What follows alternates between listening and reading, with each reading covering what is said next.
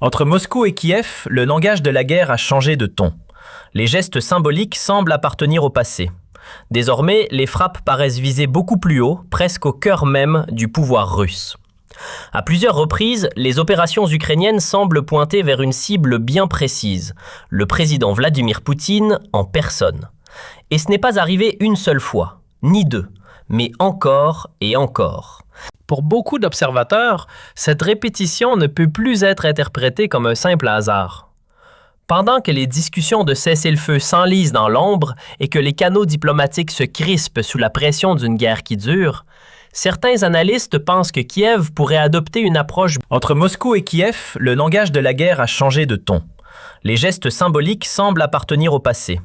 Désormais, les frappes paraissent viser beaucoup plus haut, presque au cœur même du pouvoir russe. À plusieurs reprises, les opérations ukrainiennes semblent pointer vers une cible bien précise, le président Vladimir Poutine en personne. Et ce n'est pas arrivé une seule fois, ni deux, mais encore et encore. Pour beaucoup d'observateurs, cette répétition ne peut plus être interprétée comme un simple hasard. Pendant que les discussions de cessez-le-feu s'enlisent dans l'ombre et que les canaux diplomatiques se crispent sous la pression d'une guerre qui dure, certains analystes pensent que Kiev pourrait adopter une approche bien plus périlleuse, la provocation stratégique. Un pari calculé qui viserait à pousser Moscou à réagir de manière spectaculaire, créant ainsi un choc politique capable de resserrer encore davantage le soutien occidental autour de l'Ukraine. Et ce soir, une fois de plus, l'attention du monde se tourne vers Moscou.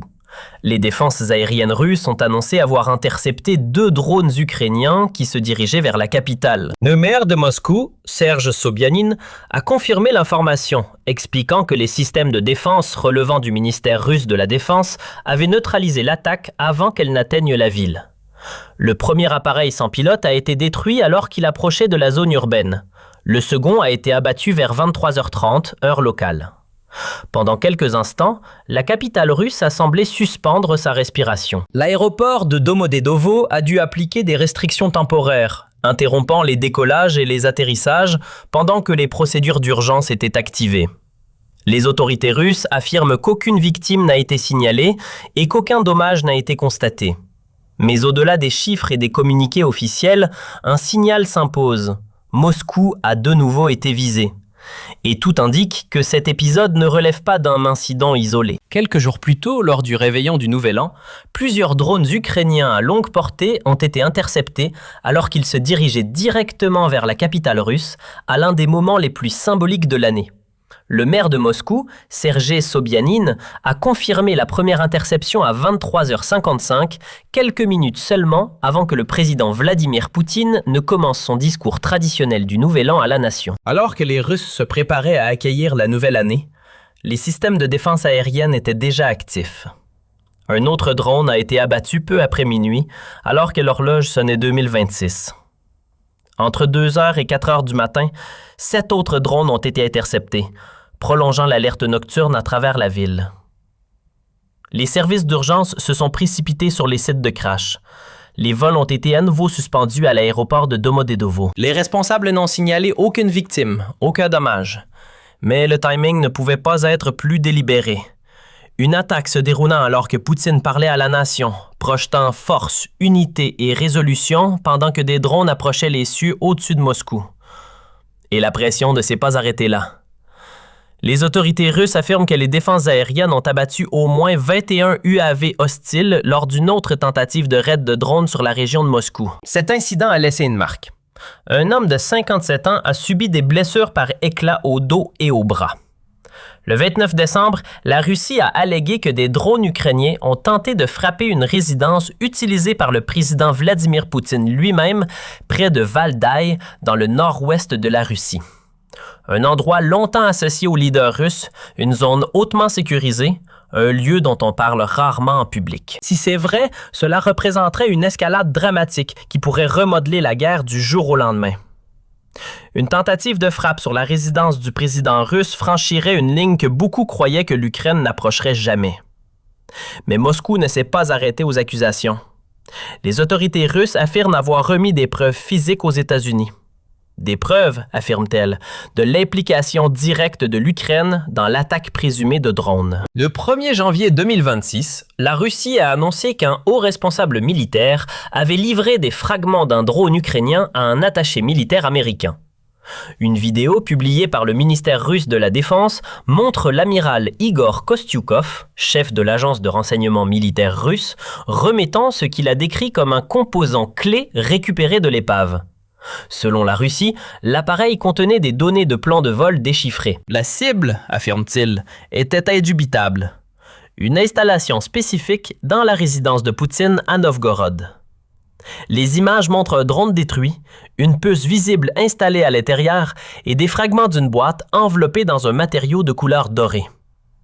Les responsables russes ont allégué que les drones ont été lancés depuis 4 régions ukrainiennes distinctes dans le cadre d'une opération coordonnée et profondément planifiée. C'est un cas rare et unique où nous avons une ogive non explosée remplie d'éléments explosifs puissants pesant 6 kg. L'attaque de l'ennemi, comme le montre la carte, a été effectuée dans plusieurs directions vers la résidence présidentielle russe sur le territoire des régions de Bryansk, Smolensk et Novgorod, en utilisant 91 véhicules aériens sans pilote. La formation de frappe, le nombre d'armes aériennes utilisées et leurs opérations depuis les directions sud, sud-ouest et ouest, visant clairement la zone de la résidence du président russe dans la région de Novgorod, confirment clairement que l'attaque terroriste du régime de Kiev était délibérée, minutieusement planifiée et avait une nature approfondie. L'affirmation était explosive, et pourtant Kiev est resté silencieux. Alors, que se passe-t-il vraiment ici? De nombreux analystes croient que l'Ukraine pourrait tenter quelque chose de beaucoup plus risqué que de simples gains sur le champ de bataille.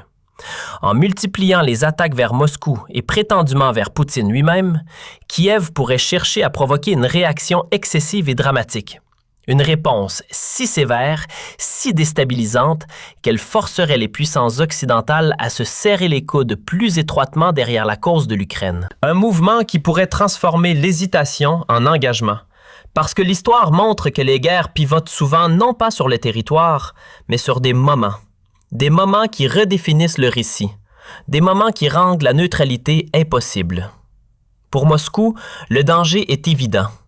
Une erreur de calcul pourrait élargir le conflit. L'escalade pourrait échapper à tout contrôle et toute tentative confirmée contre la vie de Poutine serait traitée non pas comme un acte de guerre, mais comme un défi direct à l'État russe lui-même. La Russie insiste sur le fait que ses propres frappes restent limitées, affirmant que ses forces ne ciblent que les installations militaires ukrainiennes et les sites de l'industrie de défense en utilisant des armes guidées de précision. L'Ukraine conteste ce récit.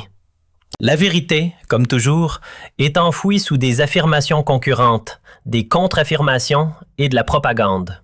Mais une chose est indéniable, la guerre n'est plus confinée aux lignes de front. Les cieux au-dessus de Moscou font maintenant partie du champ de bataille. L'hypothèse selon laquelle l'Ukraine pourrait délibérément chercher à provoquer une réaction excessive russe mérite un examen attentif. Cette stratégie ne serait pas sans précédent dans l'histoire militaire. Des nations plus faibles, face à des adversaires plus forts, ont parfois cherché à provoquer des réponses disproportionnées qui changeraient le calcul politique de leurs alliés. L'objectif serait de créer un moment si dramatique, si choquant, que les puissances occidentales qui ont jusqu'à présent fourni un soutien mesuré à l'Ukraine se sentiraient obligées d'intensifier leur engagement. Une frappe massive sur des infrastructures civiles ukrainiennes, en réponse à une attaque présumée contre Poutine par exemple, pourrait galvaniser l'opinion publique occidentale. Elle pourrait transformer ce qui reste une guerre lointaine pour beaucoup d'Européens et d'Américains en quelque chose de plus personnel, de plus urgent.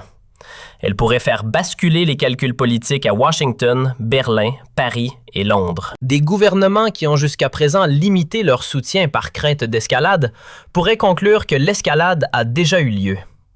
Cette stratégie comporte des risques énormes. Si Moscou répond avec retenue, la provocation échoue. Si Moscou répond de manière disproportionnée, mais que l'Occident ne réagit pas comme prévu, l'Ukraine pourrait se retrouver plus isolée et plus vulnérable. Et si la provocation déclenche une escalade qui échappe à tout contrôle, les conséquences pourraient être catastrophiques. Mais du point de vue de Kiev, les risques de ne rien faire pourraient sembler tout aussi élevés. La guerre s'est enlisée dans une impasse sanglante. Les gains territoriaux sont mesurés en kilomètres plutôt qu'en percées. Le soutien occidental, bien que substantiel, n'a pas été suffisant pour permettre une victoire décisive, et le temps pourrait ne pas être du côté de l'Ukraine. L'épuisement de la guerre se fait sentir, les pertes s'accumulent, l'économie est sous une pression extrême. La population civile a enduré des années de conflit. Dans ce contexte, une stratégie visant à forcer un moment décisif, même si elle est risquée, pourrait sembler être la meilleure option disponible. Les attaques répétées sur Moscou et l'attaque présumée contre la résidence de Poutine s'inscrivent dans ce schéma. Elles ne visent pas à obtenir un avantage militaire direct. Moscou est trop bien défendu pour que des drones puissent causer des dommages significatifs. Mais elles visent à créer un effet psychologique et politique. Pour la Russie, chaque attaque de drone sur Moscou représente un défi à la fois militaire et symbolique. Militairement, cela démontre que l'Ukraine conserve la capacité de frapper profondément dans le territoire russe malgré 3 ans de guerre. Symboliquement, cela sape le récit du Kremlin selon lequel la situation est sous contrôle. L'attaque présumée contre la résidence de Poutine élève ce défi à un niveau complètement différent. Si les allégations russes sont exactes, si l'Ukraine a effectivement tenté de frapper une résidence présidentielle avec 91 drones dans une opération coordonnée, cela représenterait non seulement une escalade, mais une tentative de décapitation du leadership russe. La présentation par la Russie de preuves physiques aux États-Unis est également significative. En remettant des fragments de drones à un attaché militaire américain, Moscou envoie plusieurs messages. Premièrement, que l'Ukraine a franchi une ligne inacceptable. Deuxièmement, que les États-Unis, en tant que principal soutien de l'Ukraine, portent une responsabilité pour les actions ukrainiennes.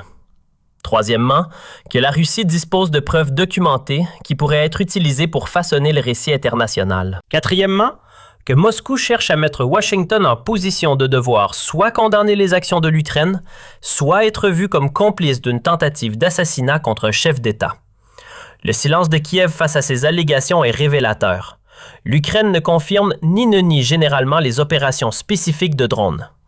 Cette politique de ni confirmation ni démenti est stratégique. Elle permet à l'Ukraine de maintenir une ambiguïté qui complique la réponse russe tout en évitant d'assumer publiquement la responsabilité d'actions qui pourraient être politiquement problématiques. Et ce silence, dans ce cas particulier, pourrait aussi être tactique. Si l'objectif est effectivement de provoquer une réaction russe, reconnaître publiquement une tentative d'assassinat serait contre-productif. Cela donnerait à Moscou une justification claire pour des représailles. Le silence, en revanche, force la Russie à répondre à des allégations non confirmées, ce qui complique sa position. La question centrale est de savoir comment la Russie répondra. Jusqu'à présent, Moscou a fait preuve d'une retenue relative malgré la rhétorique agressive. Les frappes russes sur l'Ukraine ont été intensifiées, particulièrement contre les infrastructures énergétiques, mais n'ont pas atteint le niveau d'escalade massif que certains craignaient. Cette retenue reflète probablement plusieurs calculs. Premièrement, que l'escalade comporte des risques pour la Russie également. Deuxièmement, que Poutine préfère projeter une image de contrôle et de force calculée plutôt que des réactions émotionnelles.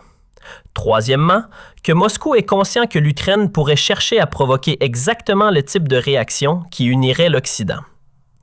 Mais il y a des limites à la retenue. Si les attaques continuent, si d'autres tentatives présumées contre la vie de Poutine se produisent, si les défenses aériennes russes ne parviennent pas à intercepter un drone qui cause des victimes significatives à Moscou, la pression pour une réponse plus forte augmentera. La guerre n'est plus seulement une question de territoire. Elle est devenue une lutte pour le récit, la légitimité et la survie. Chaque attaque de drone sur Moscou, chaque interception